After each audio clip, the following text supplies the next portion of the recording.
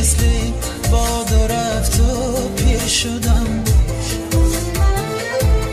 در خیالی زندگی بودم ولی دلگیر شدم.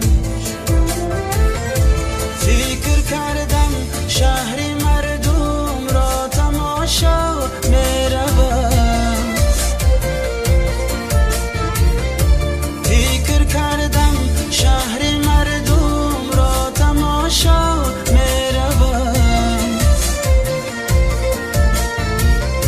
لیک در این جنگل بشد چو در زنجیر شدم.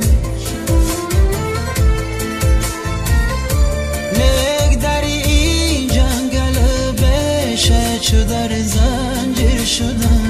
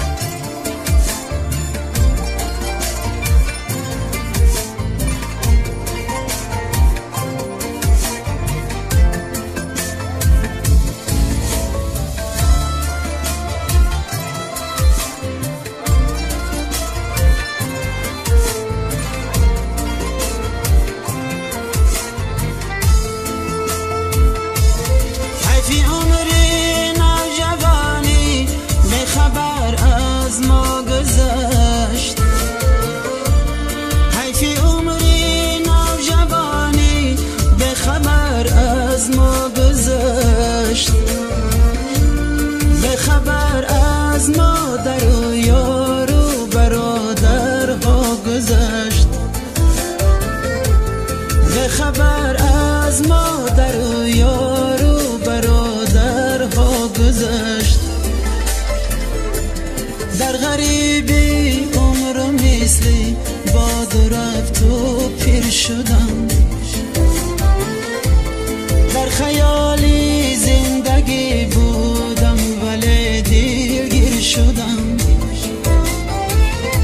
فکر کردم شهر مردم را تماشا میروم. فکر کردم شهر مردم را تماشا میروم.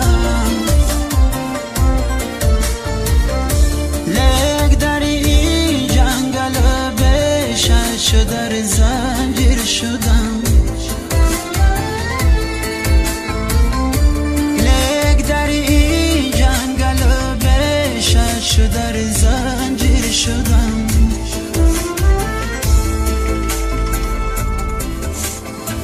تمام میکنیم پیامم غریبانی تاجیکستانی عزیزی ما، غریبانی یا ساق سلامت با این وطن و خانه های خود برگردند.